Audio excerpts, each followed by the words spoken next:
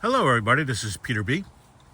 And today I'm going to tell a story about a pitcher from the dead ball era, Al Demaree. I don't even know if that's how you pronounce his name, but that's how I'm going to pronounce it today, Al Demaree. And I'm also going to try to help those people who want to get into pre-war cards, but they don't know where to start. They know all about Hank Aaron and Mickey Mantle and Willie Mays, Ernie Banks, Frank Robinson. They know all about those players, but there's a whole nother world, and that's the pre-war cards. So I'm going to help you try to be not timid. And this is a perfect example that I did. So Al Demaree, like I said, was a dead ball era pitcher. He pitched 8 years with the Giants, New York Giants, Philadelphia Phillies, Boston Braves, and Chicago Cubs. He pitched from 1912 to 1919. His win-loss record was 80-72. So 8 games above 500. He had a decent today, but a little high in the dead ball area, 2.77 ERA. And he had 512 Ks. And what you're looking at is the Conlon 1994. And it's the burgundy borders. Now, if you don't know about these Conlon cards, in the late 90s, I forget who did it. The Sporting News did it. The Sporting News published baseball card set using Conlon photos, and it's a huge set. I mean, hundreds. I don't know, 300, 400, 500. It's big. And it came in, I think, 3 different series. And you can still buy those individual series, and it's not that expensive, but it's the beautiful Conlon photos that he took. And if you're interested in getting into the pre-war dead ball era, that's one way to start. Check out these players. You can read about them, look at their records, and plus you have the advantage of looking them up on the internet. Looking them up in Wikipedia, looking them up on the Sabre website, and just learn about these guys. And that's what I did just recently with Al Demaree.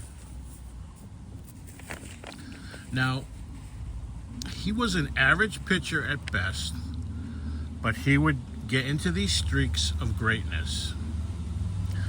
He played for pennant-winning teams in New York and Philadelphia, but he was always like the 3rd or 4th string pitcher.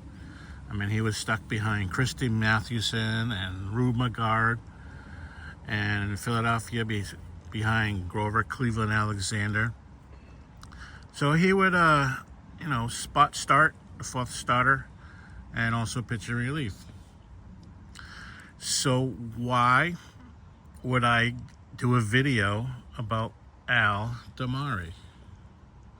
Well, I got interested in Al Demaree because of his Cracker Jack card. It shows him in his pitching motion and looks very similar to the 1914 Cracker Jack card of Christy Mathewson. Now, I would love to own that card, but that card is hundreds or thousands of dollars.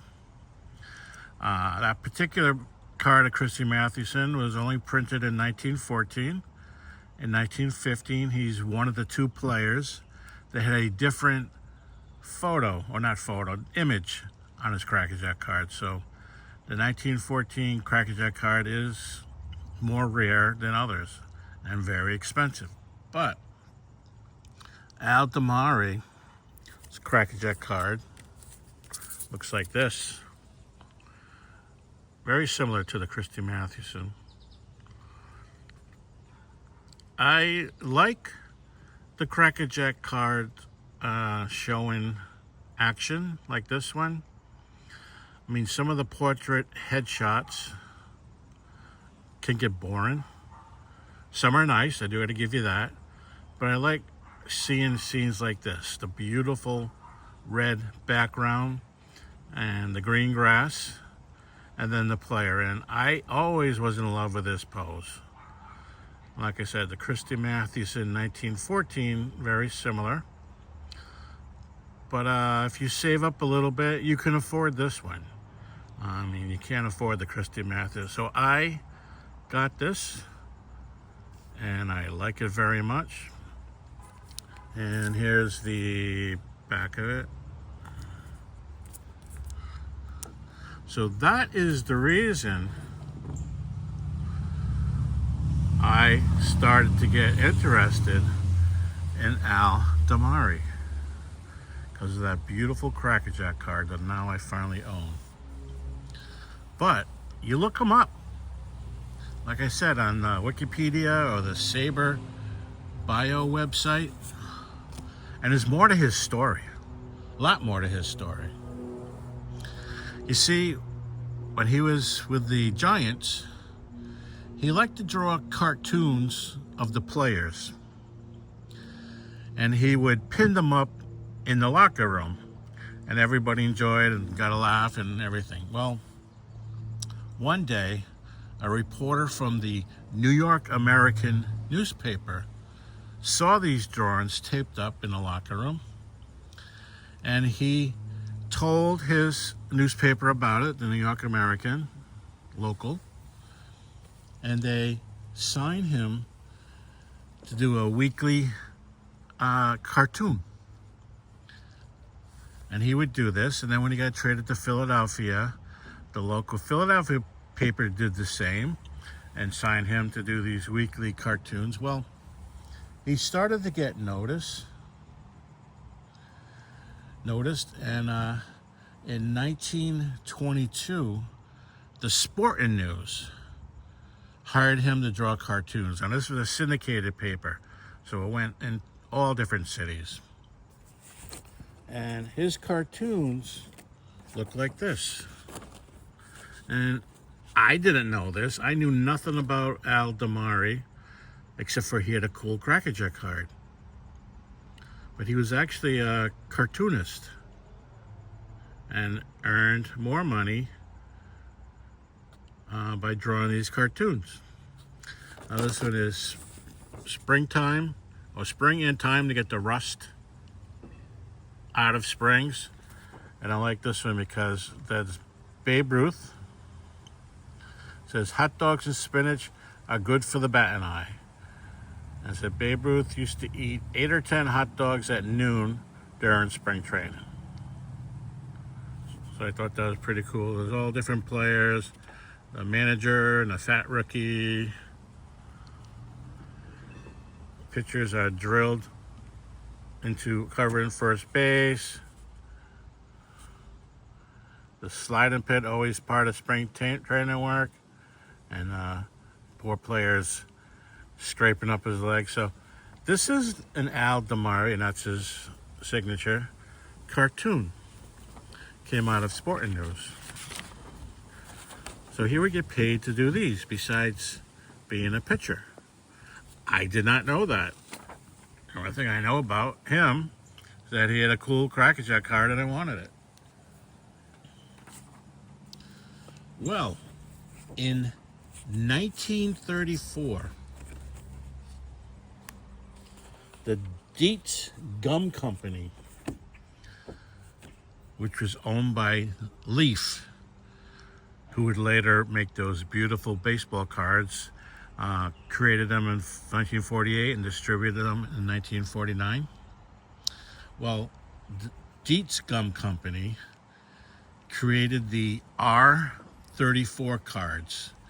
And if you look them up, R304 cards. And if you look them up, the R304 are called the Al Demaree die cut cards. And this is one right here.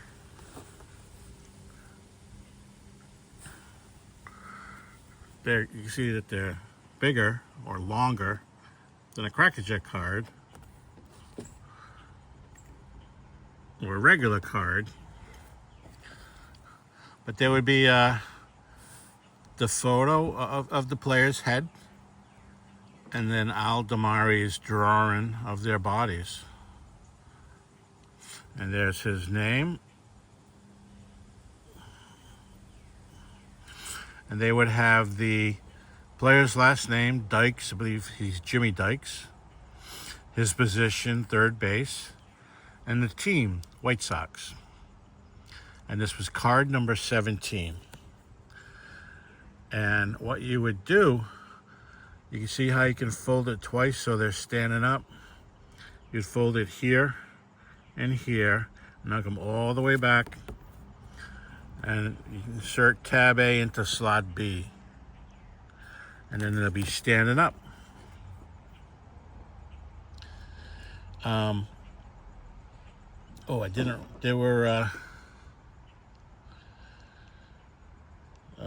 There were 168 cards, 10 players from every team of the 16 teams at the time, and 8 umpire cards.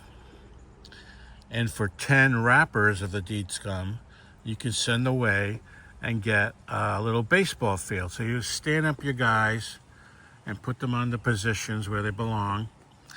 And I don't know how you played the game. All I know about it was a crude game.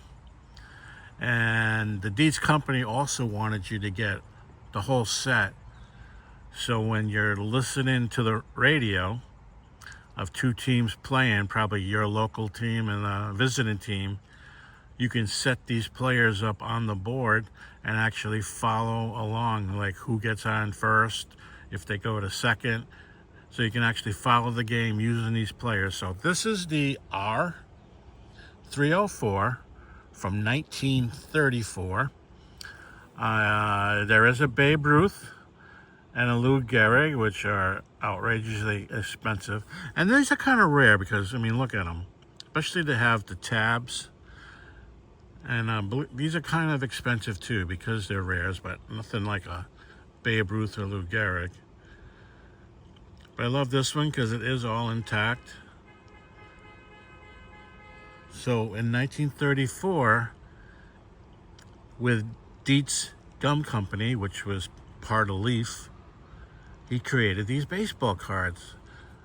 And I don't know if I showed you, but there's his name right there, Al Demaree. I didn't know that. I seen these cards before, but I didn't know their story behind them. So once again, as a new, if you're a new pre-war collector, there's a lot more to the story of these guys you would think are common. And like I said, I did not know that he created this card, and they're actually called the Al Demaree die cut cards. I thought that was pretty cool. And it all started because I liked this Crackerjack card.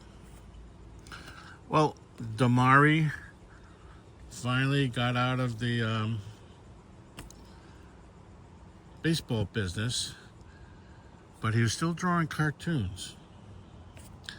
And in 1935, the R332 came out by a company called Shutter Johnson. And these are cartoon figures on a very bright red background. There's a 50 card checklist, and it's filled with Hall of Famers. Very fragile paper, and these are rare. And it's called the Major League Secrets set. That's what the wrapper, I saw a picture of the wrapper. It says Major League Secret. And these are those cards. You can see it's 1935, Shutter Johnson. This is card number 3. It depicts Kai Kyler. And it tells you a little fact, run every hit out, you're never out till you are put out. That shows Kai Kyler. Like I said, there are a lot of Hall of Famers, and even the comments are expensive. Well, he's a Hall of Famer, but he's not one of the big names. And on the back, Major League Secrets.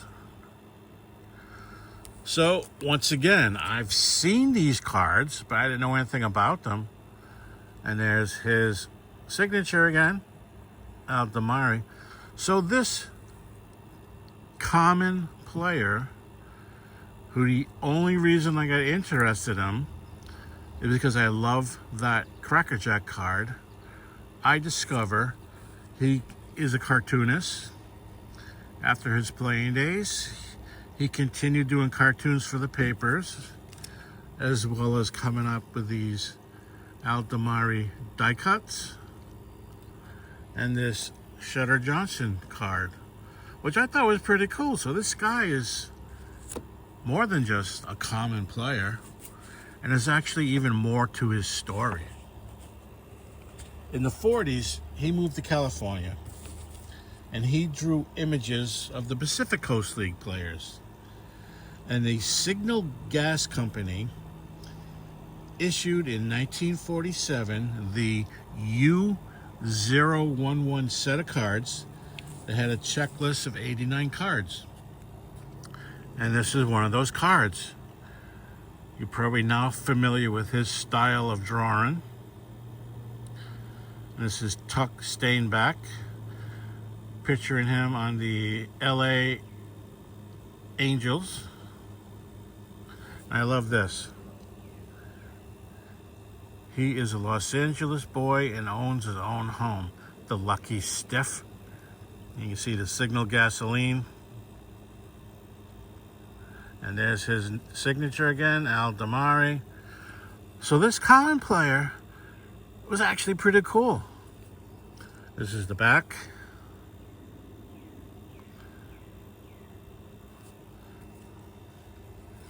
And there's all kinds of players. There's even the announcers that would announce the game for the Pacific Coast League players. So I knew nothing about him except for this card. And what I'm trying to point out is that you people who want to dip your toe into the pre-war pool, just look for a card you like, common player, and then go to the Wikipedia and the Sabre website and read about them. And you'll find that most of them are actually pretty interesting guys. This little bit better than average pitcher became a great cartoonist and had 3 card set issued with his drawings. So that's what I wanted to tell you about Demaree. And don't be afraid to get into pre-war. Aaron from Value Vintage Cards calls himself a pre-war pusher, and I am also. I love pre-war cards, and I'm also a pre-war pusher. So I hope you enjoyed the video. I hope you stayed and listened to me right now. Like I said, to have these vintage cards, I mean, if I had the choice and the money, of course you want to go out and buy Hall of Famers. But I don't. But you can discover a lot from these common cards. And this is a lot that I just told you. Okay, everybody. That's about it. We're almost at the 20-minute mark. So everybody have a fantastic day. Thank you.